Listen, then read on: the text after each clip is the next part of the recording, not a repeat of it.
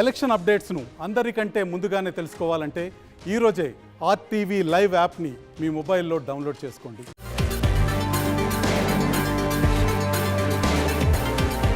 పిన్నెల్లి రామకృష్ణారెడ్డి గత 3-4 రోజులుగా మీడియాలో మార్మోగుతున్న పేరు. 3 రోజుల క్రితం పిన్నెల్లి రామకృష్ణారెడ్డి ఈవీఎంను ధ్వంసం చేసిన వీడియో బయటకు రావడంతో తెలుగు రాష్ట్రాలతో పాటు దేశవ్యాప్తంగా ఆయన పేరు హాట్ టాపిక్ గా మారింది. ఏపీలో ఈ అంశం రాజకీయ దుమారానికి దారితీసింది. ఈ ఘటనపై ఈసీ సీరియస్ కావడం, పిన్నెల్లి అరెస్టుకు ఆదేశాలు ఇవ్వడం జరిగింది. అప్పటి నుంచి ఆయన కోసం పోలీసు బృందాలు గాలిస్తున్నాయి. ఆయన అరెస్టు ఖాయమంటూ 2 రోజులు హైడ్రామా నడిచింది. అయితే ఆయన ఏపీ హైకోర్టును ఆశ్రయించడంతో జూన్ 5వ తేదీ వరకు పిన్నెల్లిపై ఎలాంటి చర్యలు తీసుకోవద్దని ఆదేశాలు జారీ చేసింది.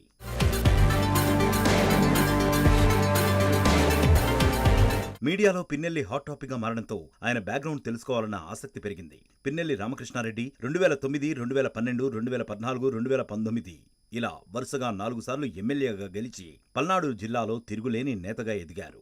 ఉమ్మడి గుంటూరు జిల్లాలో కండ్లకుంట గ్రామంలో జన్మించిన పిన్నెల్లి రామకృష్ణారెడ్డి తన బాబాయి పిన్నెల్లి లక్ష్మారెడ్డితో రాజకీయ జీవితం ప్రారంభించారు. పిన్నెల్లి లక్ష్మారెడ్డి 2004, 2009 మధ్య మాచర్ల నుంచి కాంగ్రెస్ అభ్యర్థిగా గెలుపొందారు.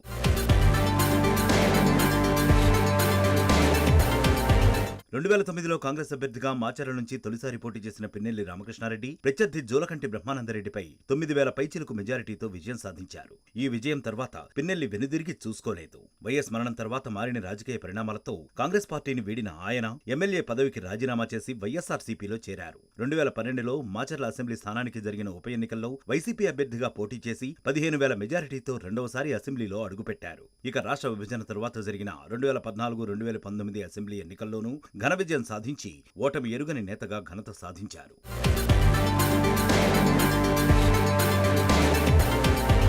2019 ఎన్నికల్లో వైసీపీ అధికారంలోకి రావడంతో పిన్నెల్లికి మంత్రి పదవి ఖాయమనుకున్నారు. అయితే కుల సమీకరణాలతో పిన్నెల్లికి కేబినెట్ బెర్త్ దక్కలేదు. కానీ నియోజకవర్గం విషయంలో పిన్నెల్లికి ఫ్రీ హ్యాండ్ ఇచ్చింది హైకమాండ్. దీంతో నియోజకవర్గంలో మరింత పవర్ఫుల్ లీడర్గా ఎదిగారు పిన్నెల్లి. 2019 తర్వాత మాచర్ల నియోజకవర్గంలో జరిగిన అన్ని ఎంపీటీసీ, సర్పంచ్, జడ్పీటీసీ స్థానాలతో పాటు మున్సిపల్ వార్డుల్లోనూ వైసీపీ అభ్యర్థులు ఏకగ్రీవంగా ఎన్నికయ్యారంటే నియోజకవర్గంపై పిన్నెల్లి ఏ స్థాయిలో పట్టు సాధించారో అర్థం చేసుకోవచ్చు.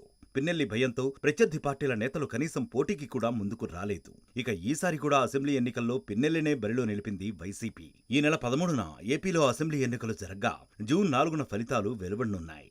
ఇప్పటివరకు ఓటమి ఎరుగని పిన్నెల్లి ఈసారి కూడా విజయం సాధించి అసెంబ్లీలో అడుగుపెడతారో లేదో తెలియాలంటే జూన్ 4 వరకు వేచి చూడాల్సిందే.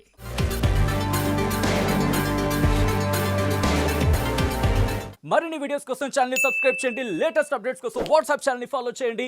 అండ్ లింక్ డిస్క్రిప్షన్ లో ఉంది.